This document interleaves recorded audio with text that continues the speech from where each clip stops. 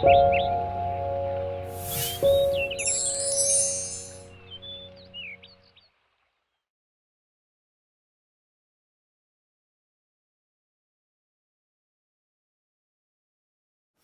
학자들을 보면 학자마다 자신이 전공한 전공 분야가 있습니다.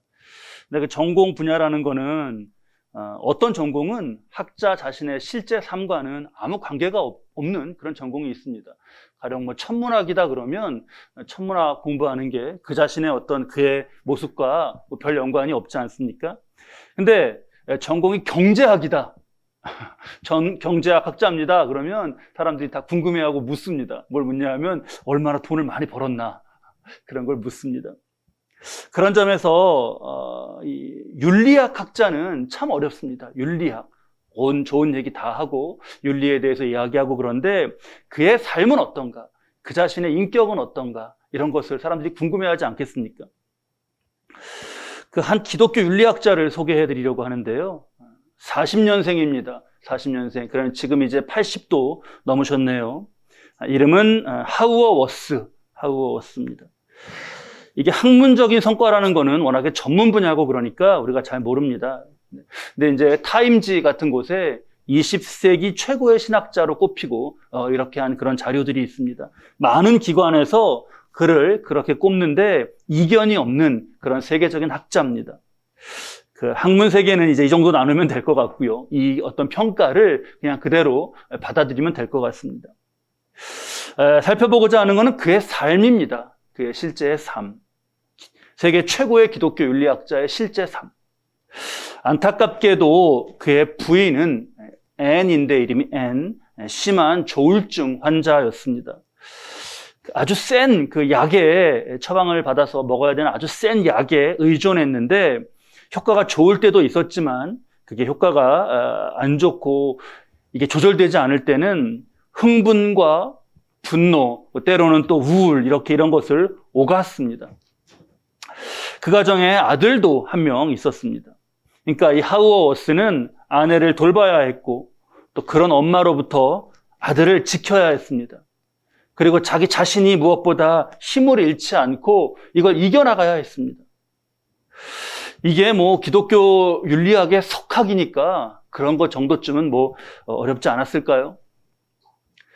그가 어느 그 교회 강연에서 큰 기대 가운데 이제 사람들이 보는 앞에서 이런 자신의 개인사를 처음으로 공개한 적이 있습니다. 자신이 그때 그러한 과정 가운데 미칠 듯한 고독감을 이겨내기가 힘들었다. 뭐 이렇게 고백했습니다. 사람들은 다 놀랐죠. 그 얘기를 들으면서. 다 놀랐습니다. 하지만 정중했고 숙연하게 그의 말에 귀를 기울였습니다. 또 일화 가운데 그 교수님의 사정을 좀 알고 그러는 제자가 어떤 식사 기도하는 자리에서 그런 내용을 가지고 잠깐 식사하는 내용 가운데 이 하우어워스가 펑펑 울기도 했다는 일화가 있습니다. 하우어워스와 앤, 이 부부는 대학생 때부터 캠퍼스 커플로 사귀기 시작해서 소중한 그런 사랑 가운데 결혼한 부부입니다. 근데 상태는 시간이 지날수록 점점 심각해져서 어느 날 아내는 자기가 그 어느 신부에게 그 가톨릭 신부에게 반했는데 그와 결혼하겠다고 집을 나가겠다고 막 주장했어요. 그 사람은 자기를 알지도 못합니다. 그러다가 집을 실제로 떠났습니다. 그리고는 계속해서 집요하게 이혼을 요구했어요. 그래서 이제 그걸 들어줄 수밖에 없었습니다.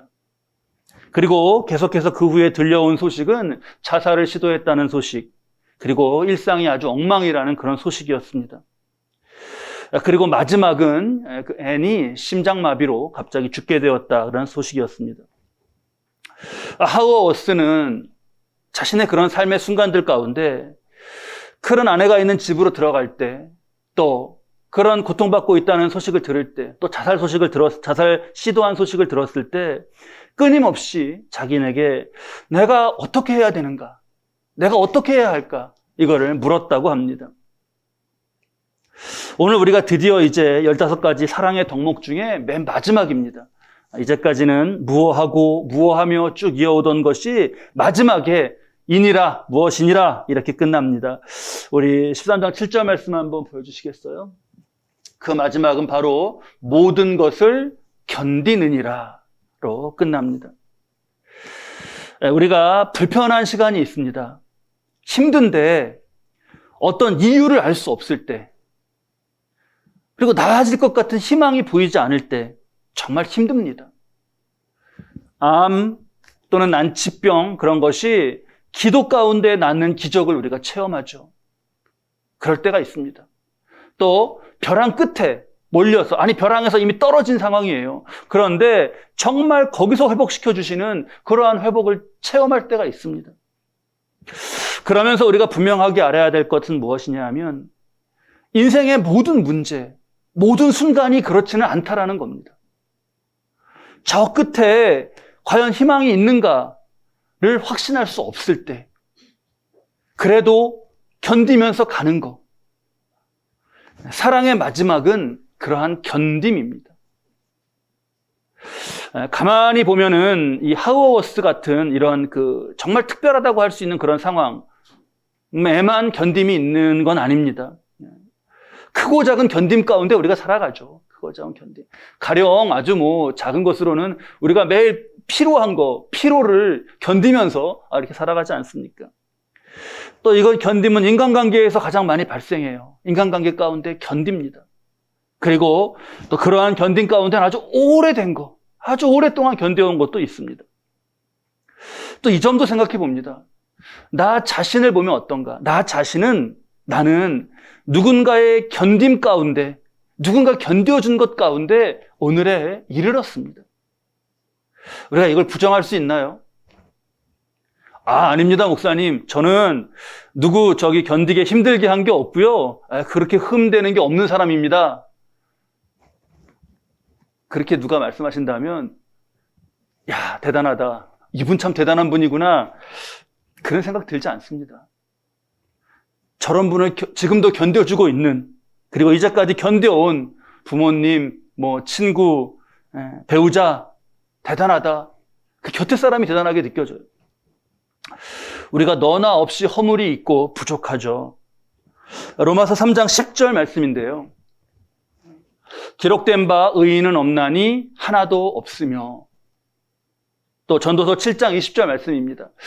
우리 함께 읽을까요? 전도서 7장 20절 말씀. 선을 행하고 전혀 죄를 범하지 아니하는 의인은 세상에 없기 때문이로다. 그래서 누구나의 삶에는 견디어주는 사랑이 다 필요합니다. 어떤 삶의 자리에도. 견딤. 이거 마지막 역시 인내의 카테고리죠. 사랑은 오래 참고로 시작했는데 마지막 끝의 것도 견디는 것도 인내의 카테고리입니다.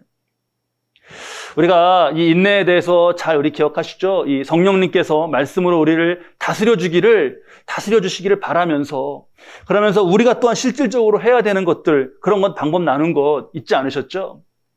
가령 인내해야 될 때 버럭하지 않기 위해서 골든타임 몇 초죠? 15초라고 하는 골든타임 꼭 기억해야겠어요. 그리고 화나했을 때 그 상황, 그 장소, 상황만이 아니라 그 일이 있었던 장소를 잠시 벗어나는 것도 도움이 된다고 했습니다. 또 이 감정이나 마음이나 이런 것, 인내를 못하는 이거는 영혼, 몸 중에 혼의 차원에 해당하는 것으로 우리가 생각하기 쉬운데 몸의 영향을 굉장히 많이 받는다고 했습니다. 그래서 관련해서 여러분 미생의 대사 제가 한번 읽어드린 적 기억나시죠? 그 드라마 미생에서 이랬습니다. 짜증, 분노, 게으름, 우울, 나태, 권태 모두 체력이 버티지 못해 정신이 몸의 지배를 받아 나타나는 증상이야. 이기고 싶다면 충분한 고민을 버텨줄 몸을 먼저 만들어. 이런 조언 정말 중요한 조언입니다. 하우어워스의 고백을 보다 보니까 그가 그러한 삶을 견디기 위해서 찾아간 방법들이 다 지금 나눴던 이것들이 조각조각 들어있는 것을 발견했어요. 그가 시작한 것은 조깅이었습니다. 조깅. 집을 잠시 떠나서 밖에서 달리는 거죠. 골든타임 그 순간에 조금 장소를 떠나서 달렸습니다. 그렇게 하다 보니까 체력이 굉장히 많이 좋아졌다 그러더라고요. 그리고 점점 멀리 뛸 수 있게 되었다고 고백합니다. 자신이 처음에는 몰랐는데 나중에 운동한 기록들을 이렇게 보다가 이날 어떻게 이렇게 많이 뛰었지? 10km도 넘어 뛰었지? 15km도 넘어 뛰었지? 그랬던 날들을 다시 이렇게 살펴보니까 그 안에 N의 상태가 더 심했던, 그래서 더 많은 의지와 더 많은 힘이 필요했던 때였다라고 합니다. 아무리 추워도 아무리 더워도 뛰었다고. 그러면서 자신이, 그리고 아들이, 그리고 아내가 살아남아야 한다라고 그것을 놓고 다짐하고 기도했다고 합니다.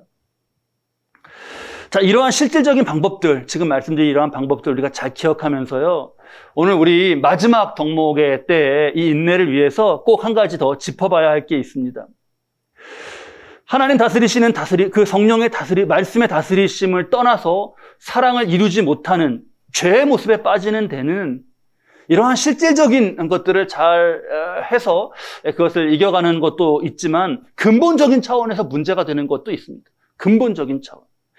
우리 야고보서 1장 15절 말씀인데요.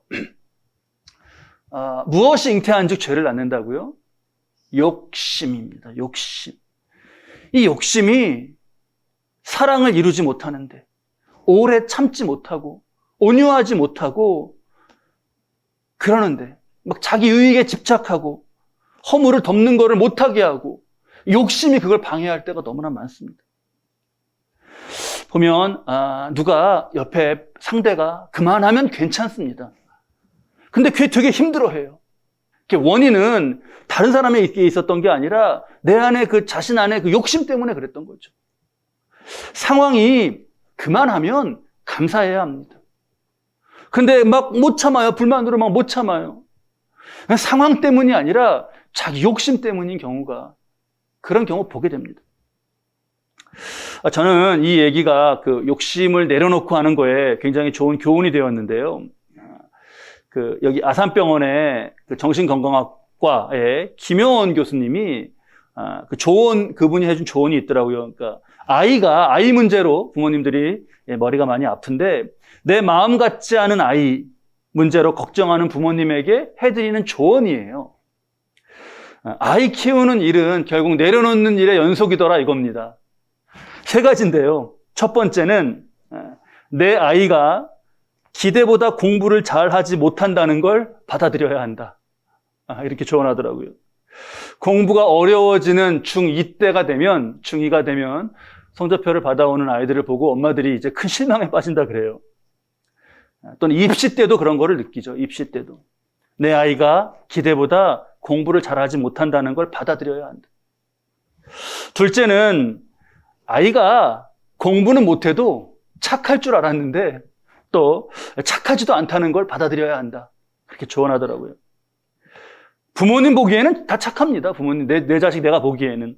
그런데 주변에서 제3자가 들려주는 말, 그거는 부모님 보는 것과 다르죠. 그런 얘기를 어떻게 듣게 되었을 때 놀라고 하는데, 그것도 마음을 잘 먹고 있어야 됩니다. 마지막 3번째는 내 아이가 착하지는 않아도 건강할 줄 알았는데 건강하지도 않다는 것도 받아들여야 한다. 이렇게 조언하더라고요. 아이를 기르다 보면 신체적인 질환 또는 정신, 심리적인 문제를 겪지 않을 수 없다는 겁니다. 아이들 문제 잘 짚어줬어요. 아이는 그래요. 근데 부모의 욕심이 더 퍼져 있으면요, 공부, 또 행실, 또 아픈 것까지 전부 그냥 다 참지 못해요. 심지어 아이가 아픈 것도 참지 못하는 그런 모습도 있습니다.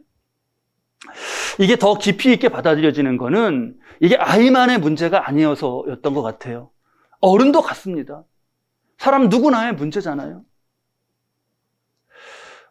다른 사람을 말하기 전에 나 스스로를 두고 많이 느끼게 됩니다.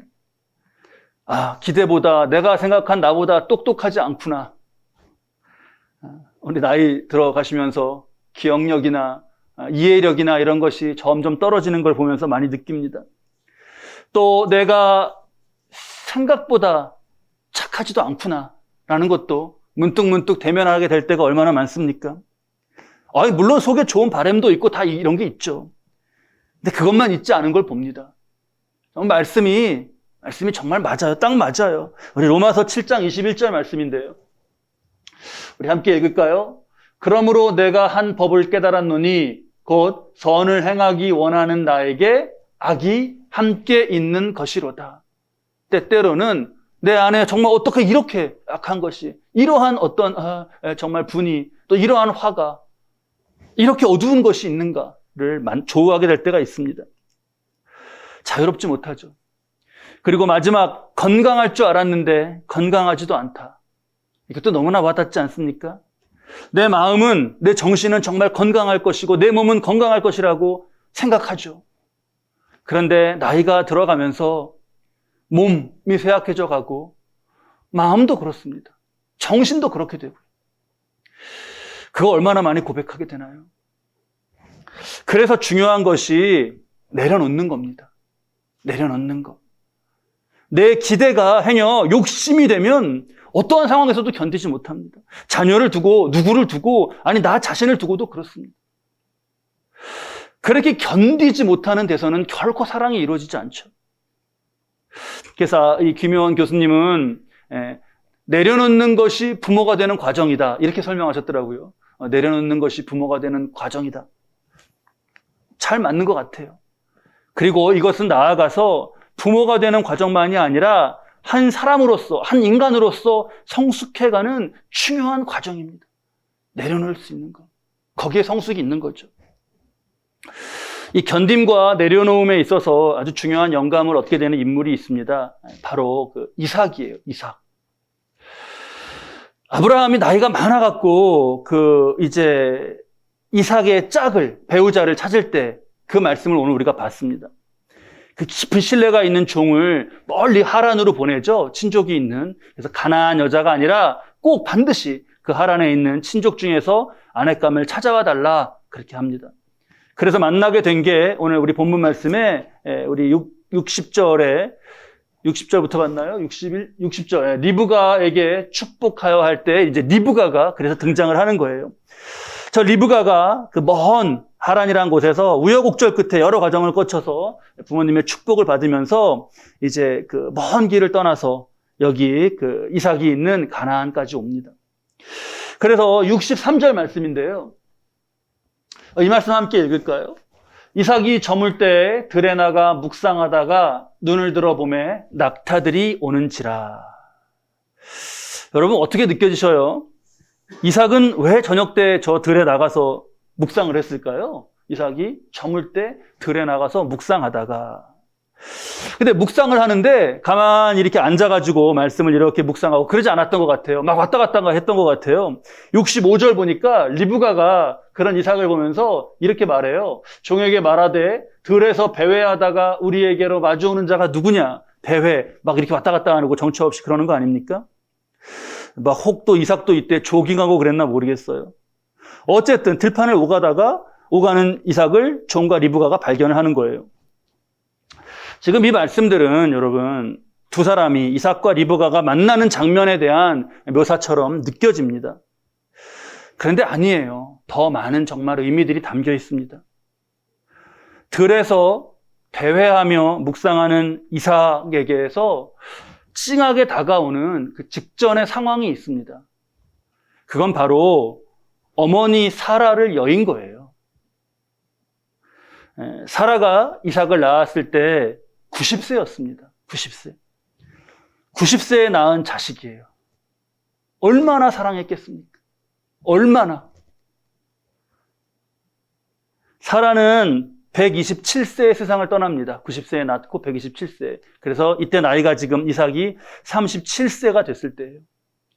이제 좀 철이 들고 이제 좀 인생이 이런 거구나 이렇게 깨닫고 하면서 어머니에게 좀 더 잘해드릴 수 있는 나이가 되었는데, 그런데 어머니는 자신을 기다려주지 않고 떠나가셨습니다.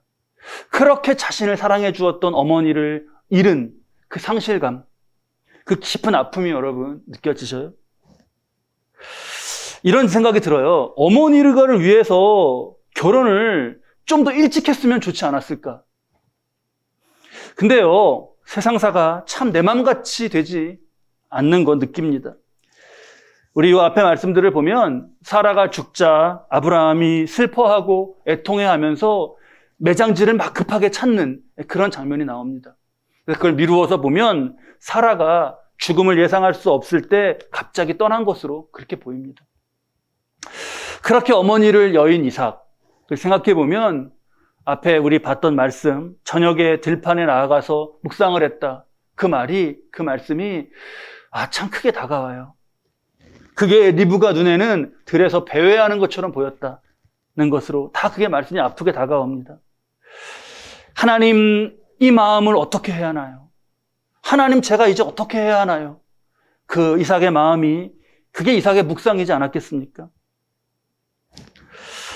조심스러운데 사라는 지금 여자가 남자보다 수명이 긴 그런 일반적인 모습과 아주 많이 다릅니다. 아브라함은 175세에 죽었어요. 그러니까 그거보다 50년이나 사라는 이게 수명이 짧은 거였습니다. 그 아들 이삭도 180세에 죽었습니다. 그래서 사라가 127세에 일찍 죽은 것은 대개 90세에 이삭을 낳은 것에 영향이 컸을 것이다. 그렇게 봅니다. 이삭의 마음에 그게 사무쳐 올 때, 지금 이게 사무쳐 올 때 들판에서 배회하며 그의 심정이 어땠겠나요? 가슴이 참 아픕니다. 67절 말씀은 이렇게 끝납니다. 우리 함께 읽을까요? 이삭이 리브가를 인도하여 그의 어머니 사라의 장막으로 들이고 그를 맞이하여 아내로 삼고 사랑하였으니 이삭이 그의 어머니를 장례한 후에 위로를 얻었더라. 어머니 사라가 너무나 보고 싶었을 그런 그 며느리예요. 그래서 어머니의 장막에 그의 어머니 사라의 장막으로 들이고 저런 과정이 참 마음이 저런 말씀들이 그냥 지나쳐지지 않고 그 부분들 말씀들이 참 가슴에 와 닿습니다. 어머니 장막에 드려요. 그리고 이제 사라의 아들에서 리브가의 남편으로 새로운 사랑의 삶으로 나아갑니다. 이러한 지금 전환 가운데 있었던 63절에 저물 때 들에 나가서 묵상했다. 거기에서 견디고 있는 이삭, 그리고 그 들판을 기도의 제단으로 삼아서 거기서 하나님 앞에 많은 것을 내려놓고 있는 이삭, 이 견딤과 내려놓음의 모습을 보게 됩니다. 하우오스와 아내의 삶을 두고 어떤 의미를 거기서 찾아야 되나, 그 순간순간들에 그는 어떻게 했어야 되나, 그런 질문이입니다. 하우오스도 많은 사람들이 자신에게 그것을 물었다고 해요. 왜 아니겠습니까? 세계적이고 아주 명성이 많은 기독교 윤리학자인데요.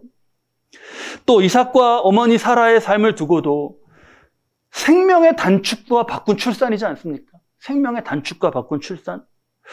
그렇게 사랑하는 아들을 두고 또 떠나가는 그 시점. 또 이삭은 이 힘든 마음을 가지고 또 아내를 맞이하고 이러는 것. 이러한 것들의 의미를 우리가 다 말하기가 어렵습니다. 그 하우어워스의 조언이 그래서 와 닿아요.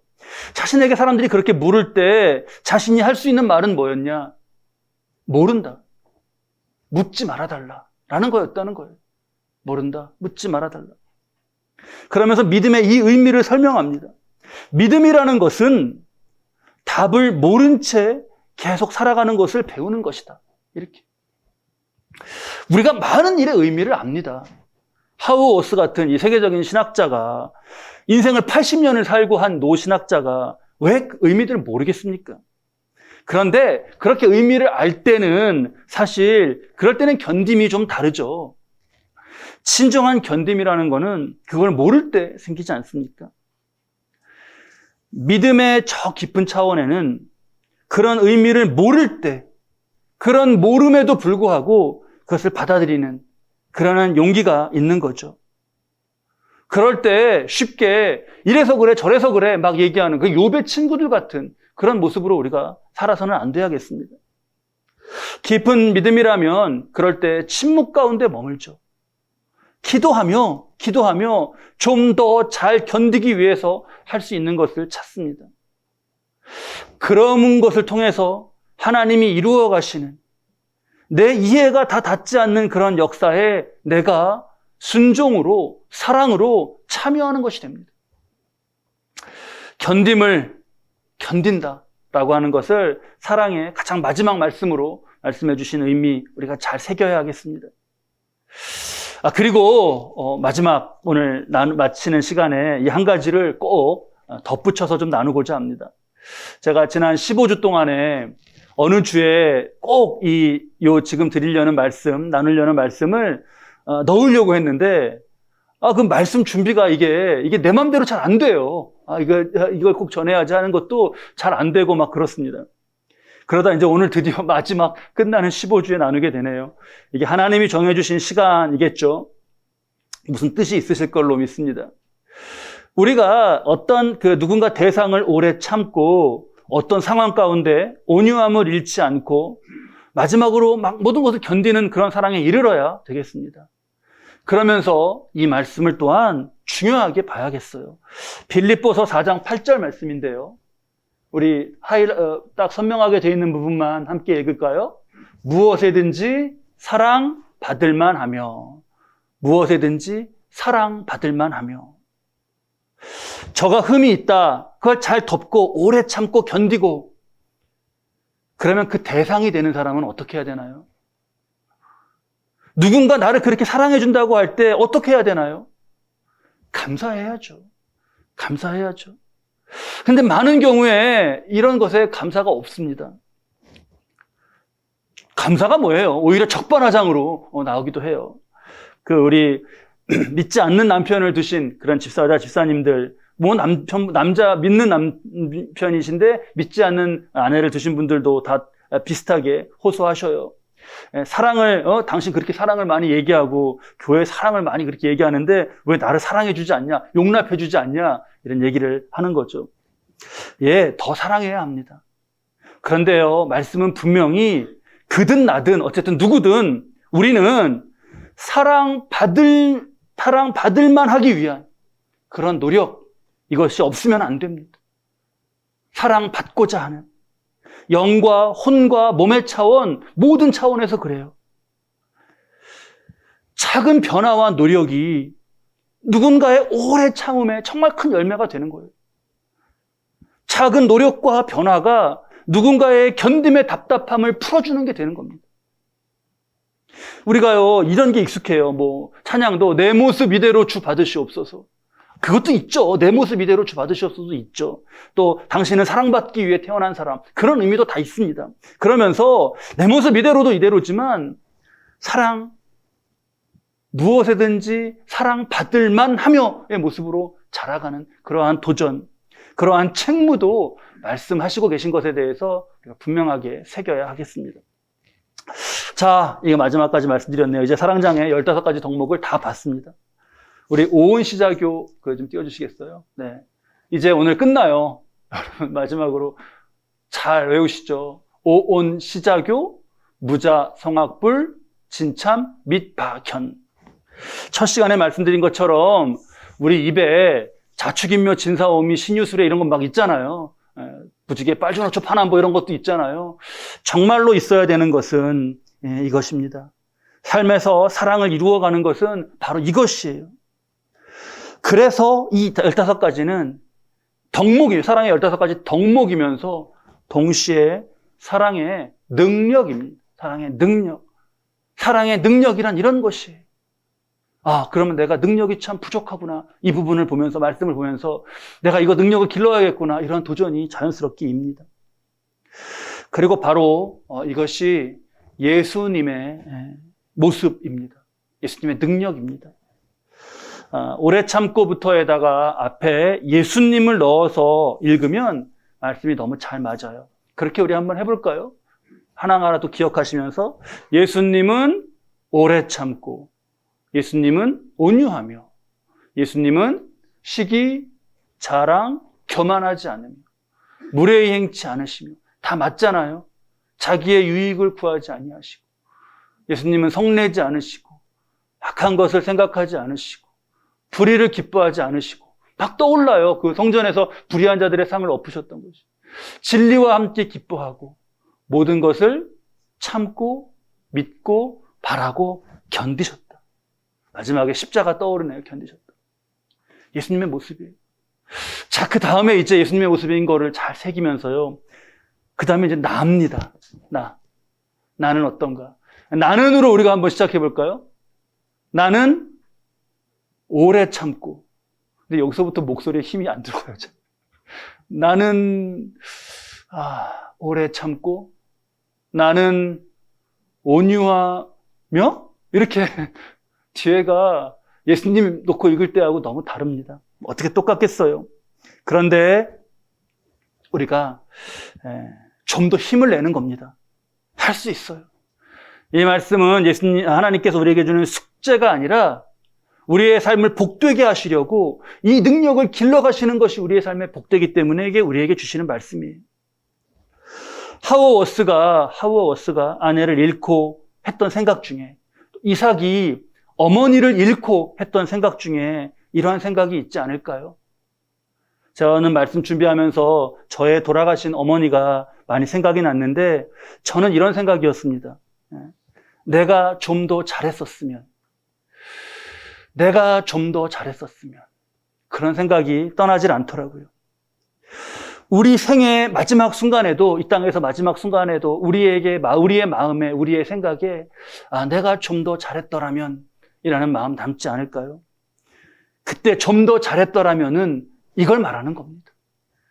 예수님을 바라보며 이 사랑의 능력, 내가 좀 더 오래 참았었다면, 내가 좀 더 온유했다면, 이러한 것들.